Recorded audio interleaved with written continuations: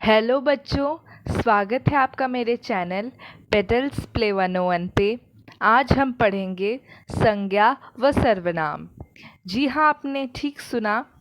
आज हम संज्ञा और सर्वनाम दो विषय एक ही वीडियो में पढ़ेंगे। इसलिए तैयारी के साथ बैठिए, पेन पेपर लेके बैठिए ताकि आपको बीच में उठना ना पड़े। और हम आज लंबी सिटिंग लगाएंगे और इन विषयों को अच्छी तरह से पढ़ेंगे। तो बिना किसी देरी के चलिए शुरू करते हैं। पहले हम संज्ञा के बारे में पढ़ेंगे। ये मैं आपको कुछ तस्वीरें दिखाना चाहती हूँ। यहाँ आप देख सकते हैं, पहली तस्वीर जो आपको दिख रही है वह है, उसमें जो व्यक्ति आपको नज़र आ रहे हैं वो है उस्ताद जाकिर हुसैन। ये एक बहुत ही प्रसिद्ध तबला वादक हैं। आपने इनका नाम सुना होगा, और अगर आपने नहीं सुना है तो आज आप सुन लीजिए। दूसरी तस्वीर जो आपको दिख रही है उसमें जो महिला हैं, जो उनका नाम है रुक्मिणी देवी अरुणडेल। वह एक प्रसिद्ध नृत्यिका थी। क्लासिकल डांस करती थी। तीसरी तस्वीर जो आपको दिख रही है ये तो सभी जानते हैं। अगर कोई नहीं भी जानता है तो आज जान लीजिए। यह है ताजमहल, जो कि आगरा में है। ये 7 अजूबे जो है, दुनिया के 7 अजूबों में ये आता है। और ये चौथी जो तस्वीर है, इसमें आप देख सकते हैं यह एक बाघ है। एक जानवर होता है बाघ। तो ये सभी नाम जो मैंने बताए, जैसे उस्ताद जाकिर हुसैन, रुक्मिणी देवी अरुणडेल, ताजमहल और बाघ, ये सभी नाम ही संज्ञा हैं। इन सभी नामों को हम संज्ञा कहते हैं।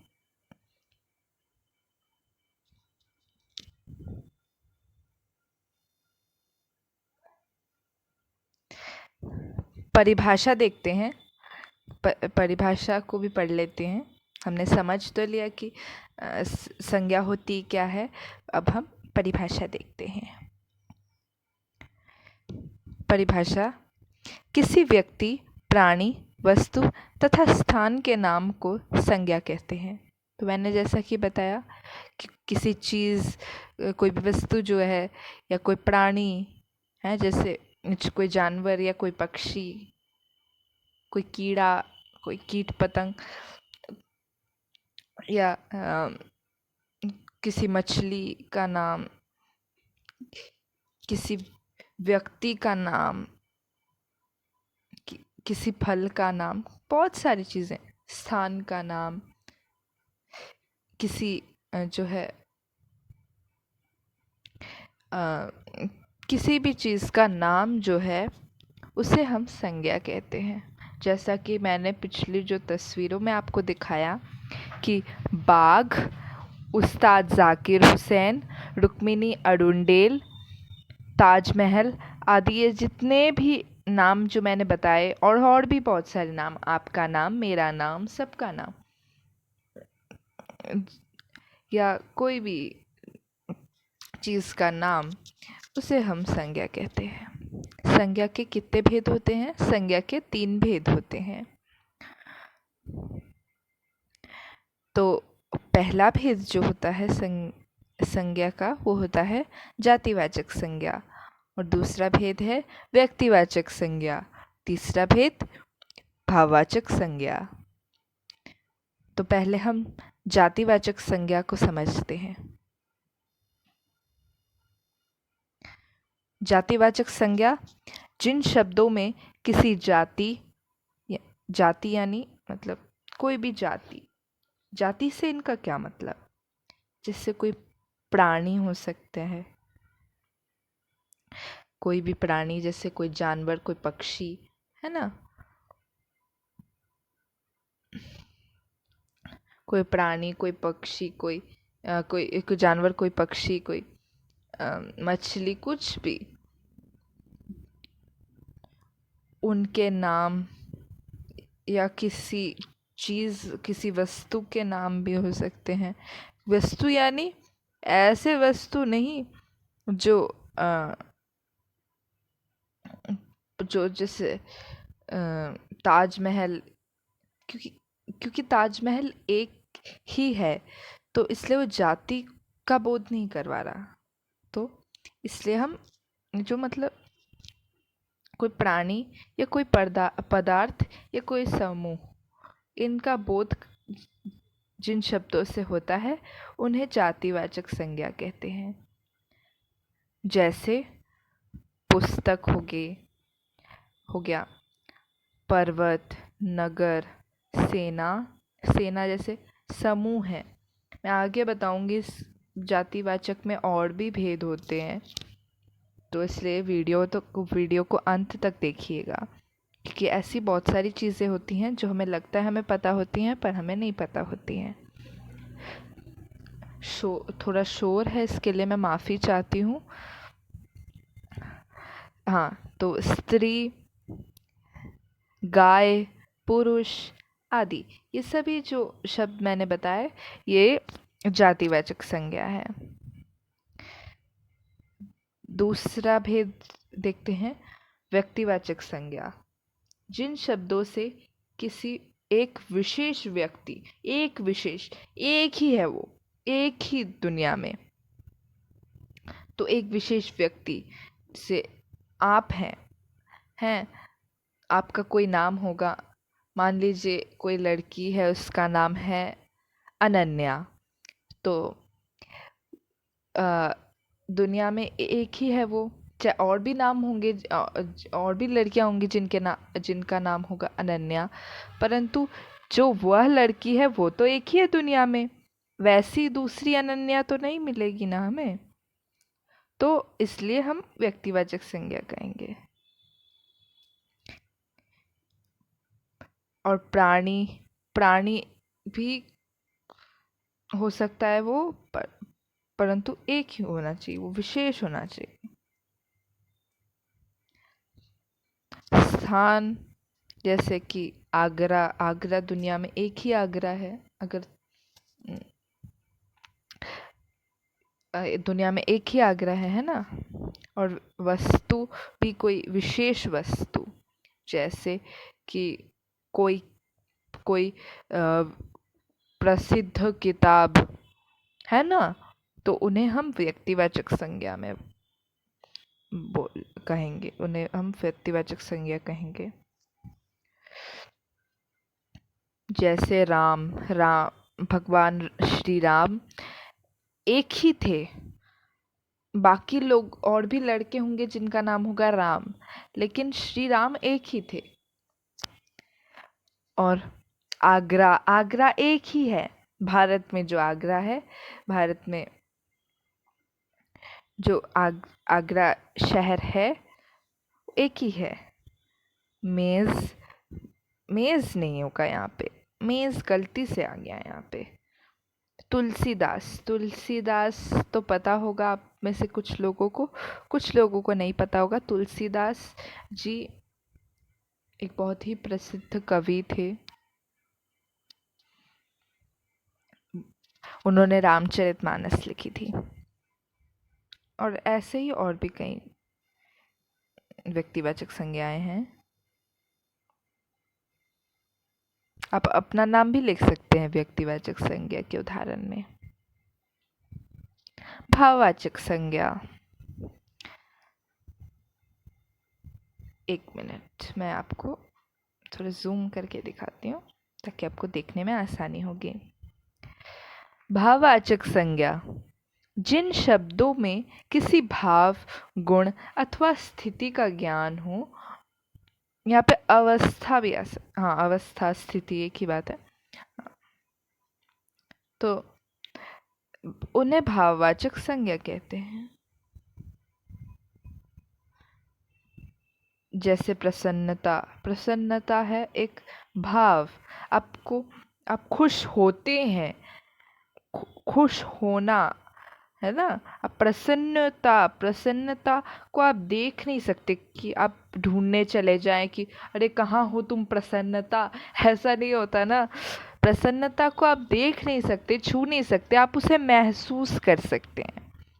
भाव का क्या अर्थ है कि महसूस कर सकते हैं। भावों को हम महसूस कर सकते हैं, उन्हें हम देख नहीं सकते, हम उन्हें महसूस कर सकते हैं। बचपन, बचपन क्या हम देख सकते हैं? हम बच्चे को देख सकते हैं। बच्चे के अंदर जो बच्चा जो बचपन, बच्चे का जो बचपन है उसे हम देख सकते हैं क्या? नहीं देख सकते। बच्चे की शरारतें देख सकते हैं, पर बचपन बोल के कोई चीज़ ऐसे कि ये लो बचपन, ऐसा कुछ नहीं होता है ना।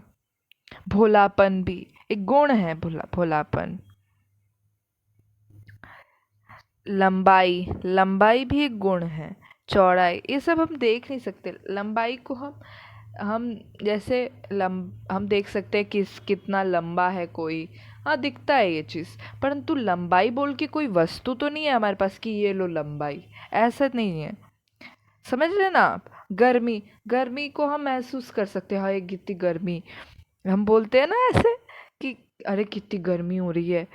पर हम गर्मी को देख थोड़ी ना सकते हैं। हम सूरज देख सकते हैं, पर गर्मी नाम की कोई चीज़ तो हम नहीं देख सकते कि ये लोग गर्मी, या ये गर्मी को दूर भगाते हैं, ये लोग गर्मी हटा दी हमने, ऐसा ऐसा नहीं होता। सौंदर्य ये एक गुण है ना। ऐसे अब हम नीचे की कैसे देख लेते हैं कि जातिवाचक संज्ञा से भाववाचक संज्ञा कैसे बनता है। जैसे बूढ़ा है जातिवाचक संज्ञा। क्यों बूढ़ा जातिवाचक संज्ञा? क्योंकि बहुत ये जाति जाति का बोध करवाता है ये। तो बूढ़ा, बूढ़ा एक जाति का बोध कर रहा है, बूढ़े लोगों का बोध करवा रहा है कि बूढ़े लोग होते हैं ना। बुढ़ापा, बुढ़ापा भाववाचक हो गया। कैसे भाववाचक, आपको पता चलेगा कैसे भाववाचक हुआ? इसे आप देख नहीं सकते, छू नहीं सकते। एक बुढ़ापा एक अवस्था है, एक स्थिति है, एक जो है एक जो व्यक्ति है, उस वो एक जीवन में उसकी ऐसी अवस्था आती है जहाँ पे वो उस जिसको हम बुढ़ापा कहते हैं, बुढ़ापा होता है जहाँ। और आगे देखते हैं मित्र से मित्रता। तो मित्र होता है, जैसे आप देख सकते हैं, मित्र हमारे बहुत सारे मित्र होते हैं, मित्रगण, मित्रजन। तो और मित्रता जैसे हम देखें तो मित्रता क्या हो जाएगी? मित्रता भाववाचक संज्ञा हो जाएगी। कैसे पता चला? कि मित्रता को हम देख नहीं सकते, हम बस उसे महसूस कर सकते हैं।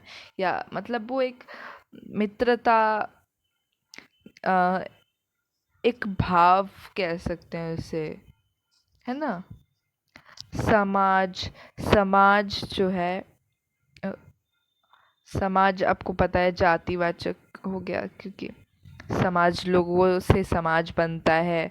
और सामाजिकता, सामाजिकता को हम नहीं देख सकते, महसूस भी, मतलब ये सामाजिकता जो है ये भाव है। वकील, वकालत, वीर, वीरता, ये सब पढ़ने से लिखने से अच्छे से आएगा, आपको प्रैक्टिस करनी पड़ेगी आपको। वृद्ध, वृद्धापन, बच्चा, बचपन, मानव, मानवता, शत्रु, शत्रुता, प्रभु, प्रभुता। तो इस प्रकार से जातिवाचक संज्ञा से भाववाचक संज्ञा बनती है। सर्वनाम से भी भाववाचक संज्ञा बनती है। कैसे बनती है? अपना, अपनत्व, आप, अपनापन, है ना। अपना सर्वनाम है, तो उससे भाववाचक संज्ञा कैसे बनेगी? अपनत्व। त्व लगा दिया तो अपनत्व। आप से अपनापन, मम से ममता, है ना। और फिर आत्म, आत्मीयता, आत्म का हो जाएगा आत्मीयता। पराया, परायापन। सर्व का हो जाएगा सर्वस्व। उदार का हो जाएगा उदारता। महान का हो जाएगा महानता। गरम का हो जाएगा गर्मी। नादान का हो जाएगा नादानी, है ना। तो इन सबको आप स्क्रीनशॉट ले लीजिए, जल्दी से ले लीजिए और इन्हें प्रैक्टिस कीजिए घर पे।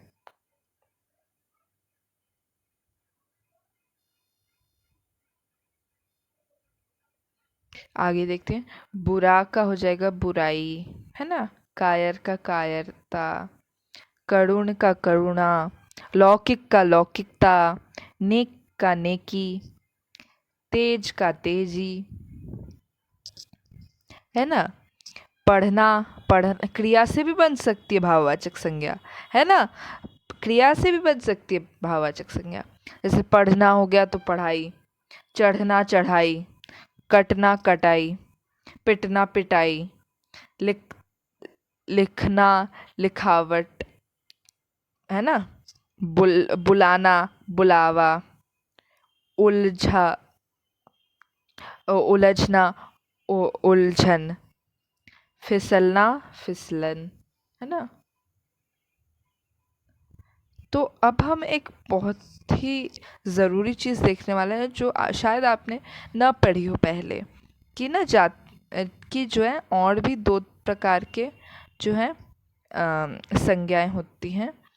पहला है समुदायवाचक, दूसरा है द्रव्यवाचक।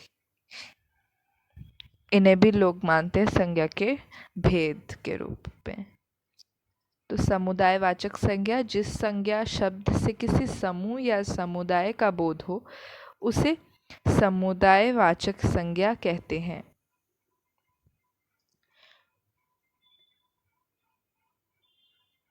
जैसे भीड़, कक्षा, सभा, मेला, परिवार, मंडली इत्यादि। तो ये सब देख सकते हैं आप कि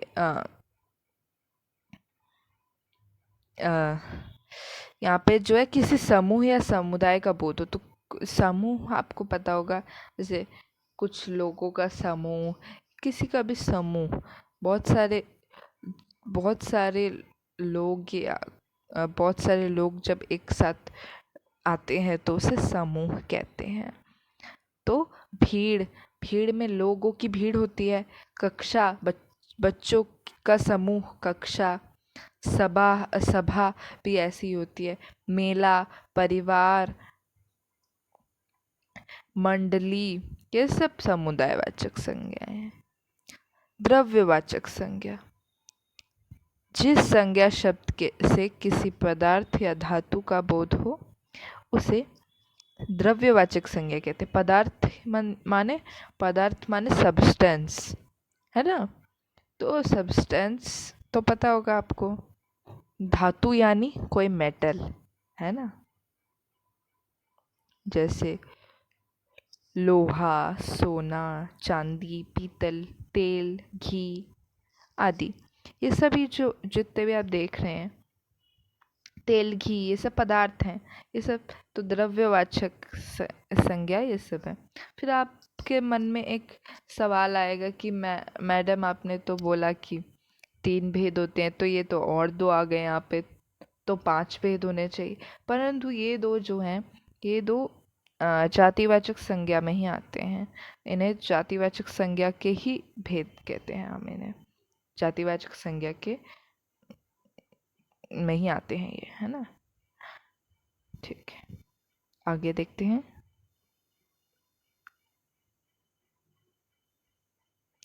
अब हम देखते हैं सर्वनाम।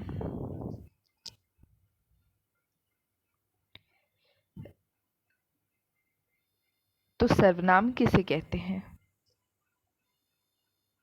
थोड़ा जूम करती हूँ, आपको अच्छे से दिखाई देगा। तो जिन शब्दों का प्रयोग संज्ञा के बदले में किया जाता है उन्हें सर्वनाम कहते हैं। तो यहाँ पे ये जो है मतलब संज्ञा के बदले में जिन शब्दों का प्रयोग किया जाता है उन्हें उन्हें सर्वनाम कहते हैं। तो यहाँ पे उदाहरण के ज़रिए मैं आपको और अच्छे से समझाऊंगी, परिभाषा आपको फिर याद हो ही जाएगी। पहले उदाहरण से समझते हैं कि परिभाषा कहना क्या चाह रही है ना। तो श्याम विद्यालय जा रहा है, श्याम विद्यालय जा रहा है, वह विद्यालय पढ़ने जा रहा है। तो ऐसे तो नहीं लिख सकते हम कि श्याम विद्यालय जा रहा है, श्याम विद्यालय पढ़ने जा रहा है, श्याम बहुत अच्छा बच्चा है, श्याम श्याम श्याम श्याम, ऐसे नहीं लिख सकते। वो बुरा लगता है दिखने में, इसलिए हम एक बार श्याम लिखने के बाद दूसरी बार संज्ञा के बदले हम जिन शब्दों का प्रयोग करते हैं, जैसे वह लिखा हमने, तो ये वह क्या है, ये ही है सर्वनाम, है ना। क्योंकि ये श्याम के बदले लिखा हमने यहाँ पे, हम चाहते तो यहाँ पे श्याम विद्यालय पढ़ने जा रहा है भी लिख सकते थे, पर वो अच्छा नहीं दिखता है ना, तो इस वजह से। ठीक है, सर्वनाम के प्रकार देख लेते हैं। सर्वनाम के 6 प्रकार होते हैं। पुरुषवाचक सर्वनाम, निश्चयवाचक सर्वनाम, अनिश्चयवाचक सर्वनाम, संबंधवाचक सर्वनाम, प्रश्नवाचक सर्वनाम और निजवाचक सर्वनाम, है ना। तो मेरे साथ दोहराइए, फिर से दोहराते हैं ताकि आपको याद हो जाए। पुरुषवाचक सर्वनाम, निश्चयवाचक सर्वनाम, अनिश्चयवाचक सर्वनाम, संबंधवाचक सर्वनाम, प्रश्नवाचक सर्वनाम, निजवाचक सर्वनाम। ठीक है, आगे देखते हैं। पुरुषवाचक सर्वनाम किसे कहते हैं? तो पुरुषवाचक सर्वनाम बोलने वाले, सुनने वाले और अन्य अनुपस्थित व्यक्ति के लिए जिन सर्वनामों का, एक मिनट यहाँ पे गलत आ गया, यहाँ पे प्रयोग होगा, का प्रयोग होता है, वे पुरुषवाचक सर्वनाम कहलाते हैं। जैसे मैं, तुम, वह। तो यहाँ पे आपको दिख रहा होगा कि बोलने वाले, सुनने वाले और अन्य अनुपस्थित व्यक्ति। तो बोलने वाला जो बोल रहा है चीज़ों को, है ना, सुनने वाला जो सुन रहा है, और अन्य अनुपस्थित व्यक्ति जिसके बारे में बात की जा रही होगी, कि कभी कभी सिर्फ बोलने वाले और सुनने वाले के बारे में ही बात होती है, पर कभी कभी बोलने वाले और सुनने वाले जो होते हैं वो किसी अन्य अनुपस्थित व्यक्ति के बारे में बात कर रहे होते हैं। अनुपस्थित क्यों? क्योंकि अगर उपस्थित होगा तो वो सुनने वाला हो जाएगा ना, समझ रहे हैं ना आप, इसलिए अन्य अनुपस्थित व्यक्ति, है ना, वे पुरुषवाचक सर्वनाम कहलाते हैं। तो ये मैं उदाहरण के ज़रिए समझाती हूँ। जैसे कोई नाम मैं देखती हूँ, जैसे अनन्या ही ले लीजिए, अनन्या। तो जैसे हाँ, आज मैं खाना नहीं खाऊंगी, तो अनन्या मान लीजिए कह रही है, अनन्या नाम की एक लड़की, कि आज मैं खाना नहीं खाऊंगी, है ना।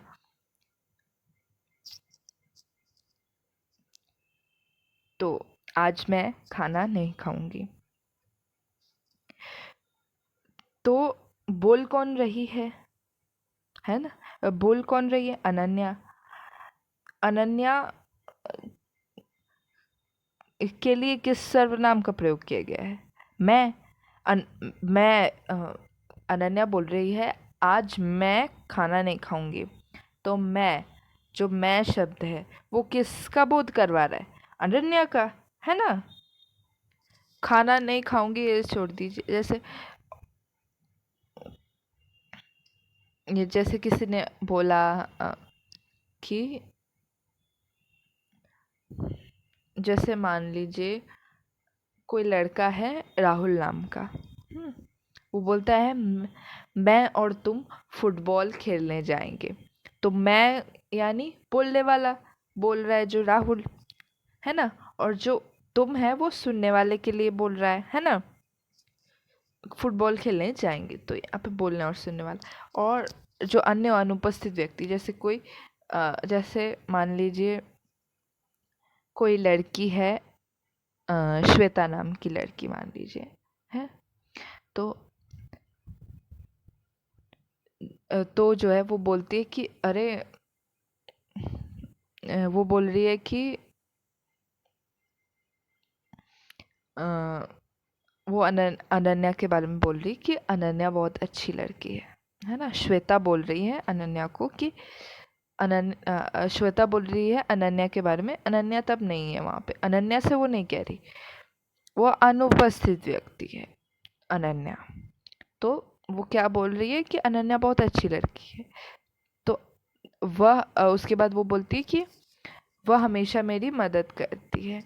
तो वह यहाँ पे क्या हो जाएगा, यहाँ पे पुरुषवाचक सर्वनाम हो जाएगा और ये अन्य अनुपस्थित व्यक्ति के लिए प्रयोग में हो रहा है, प्रयोग में आ रहा है।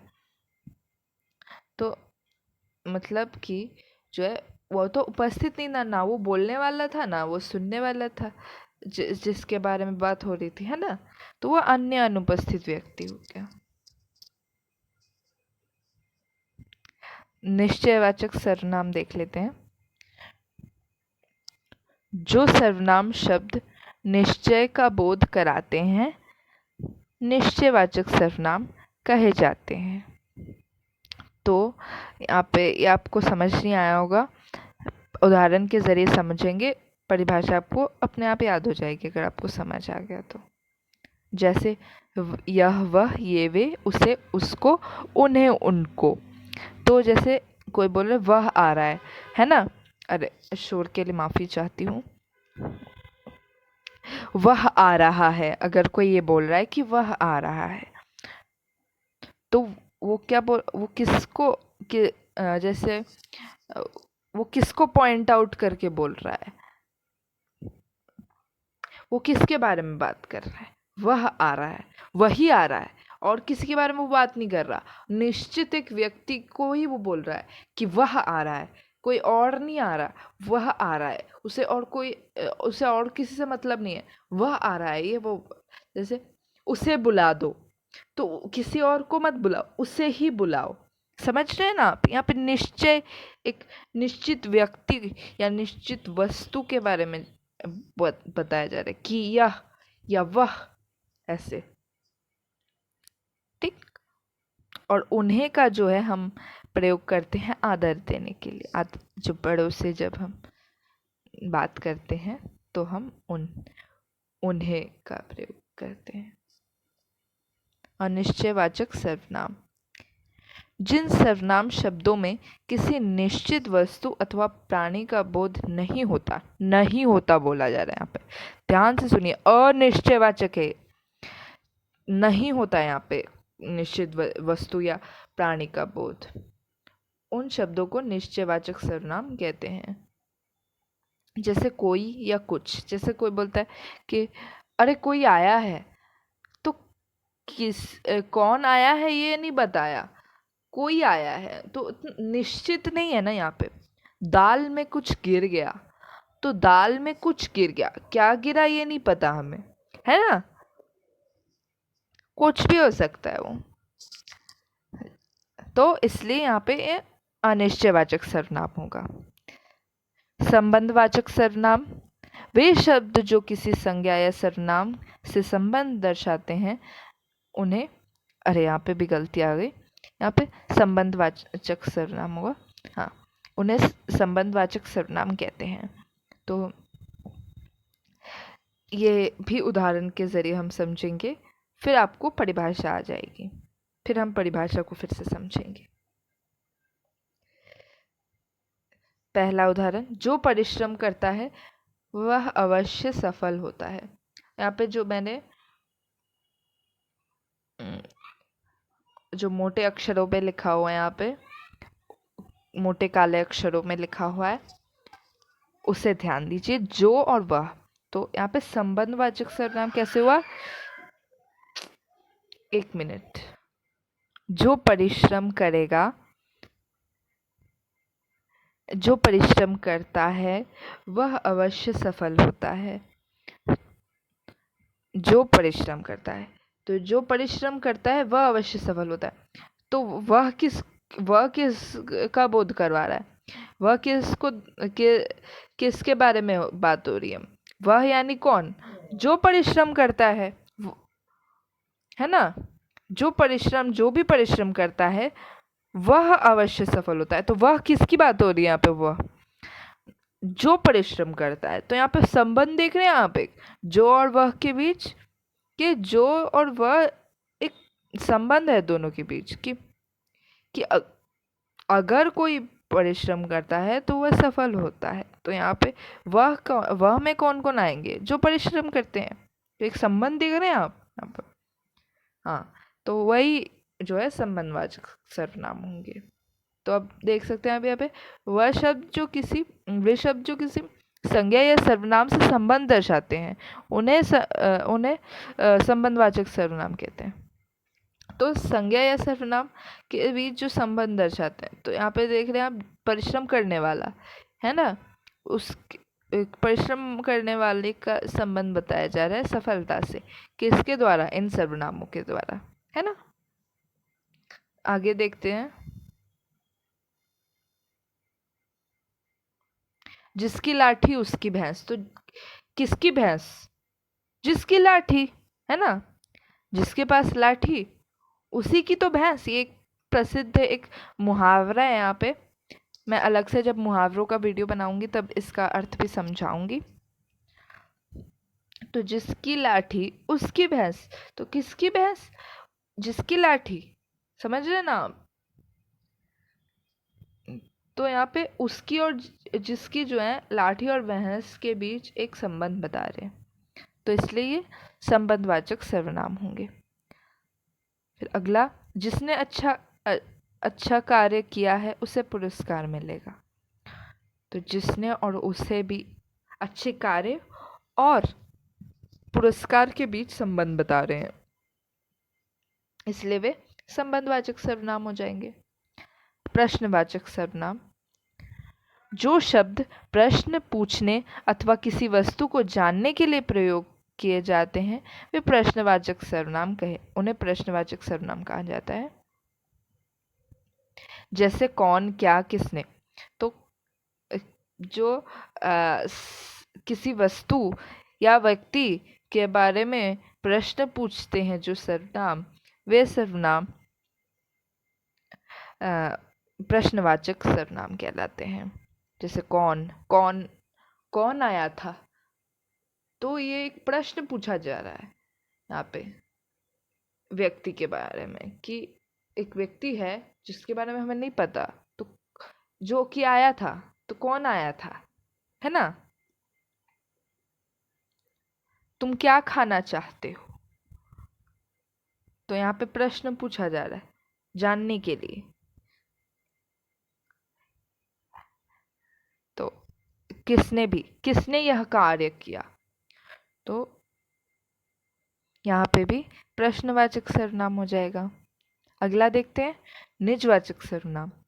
वे शब्द जो अपनापन अथवा निजीपन का बोध करवाते हैं निजवाचक सर्वनाम कहे जाते हैं। तो यहाँ पे अपनापन अथवा निजीपन, इससे क्या मतलब है? जैसे खुद का बोध करवा रहे हैं, ऐसे मैंने अपना कार्य स्वयं किया। तो मैंने अपना कार्य स्वयं किया, तो स्वयं किसका बोध करवा रहा है? मेरा, है ना।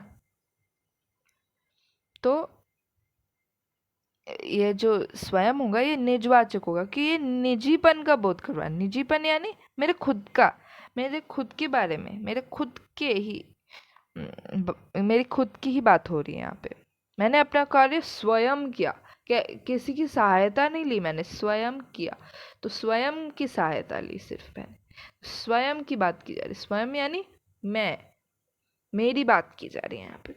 तो मैंने अपना कार्य खुद किया, या मैंने खुद अपने कमरे को साफ मैं खुद अपने कमरे को साफ करता हूँ। यह बहुत ज़रूरी है, खुद अपने कमरे को साफ करना चाहिए। हाँ, तो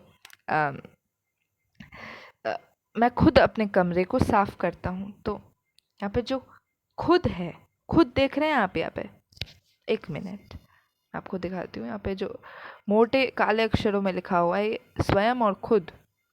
ये निजीपन का बोध नहीं करवा रहे कि मैं खुद अपने कमरे को साफ करता हूँ, मैं अपने कमरे को साफ करता हूँ, ये भी ठीक था। परंतु खुद लगाने से हमने क्या किया? हमने यह बताया कि सिर्फ हमने खुद की सहायता ली और किसी की सहायता नहीं ली।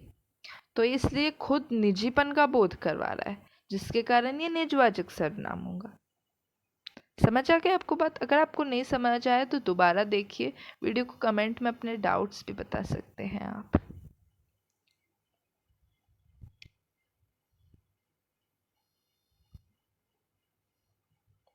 बहुत बढ़िया, आपने दोनों टॉपिक अच्छे से कर लिए, दोनों विषय अच्छे से पढ़ लिया आपने, और आपने पेन पेपर लेकर अच्छी तरह से नोट्स बना लिए।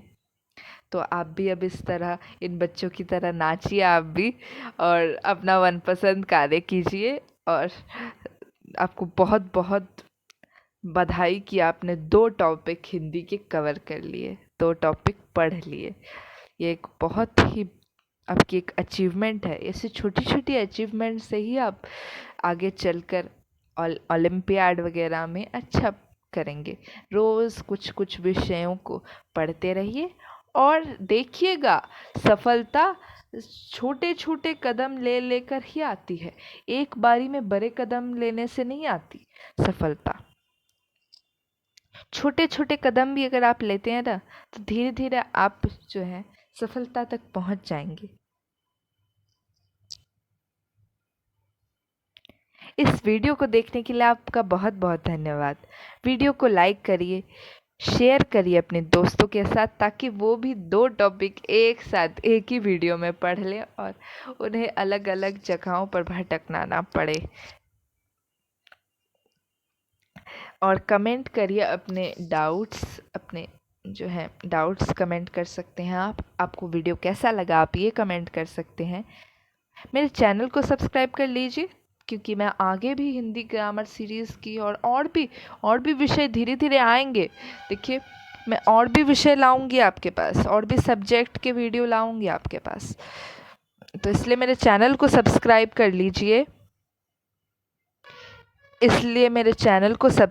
कर लीजिए, और बेल आइकन दबाना मत भूलिएगा, ताकि आपको नोटिफिकेशन मिलती रहे। और धीरे धीरे आप भी हिंदी ग्रामर और भी कई सारे सब्जेक्ट्स के वीडियो जब आएंगे, उन्हें देखकर आप सफलता की तरफ पहुंच जाएंगे। आपसे मैं मिलूंगी अगले वीडियो में एक नए विषय के साथ। तब तक के लिए बाय बाय।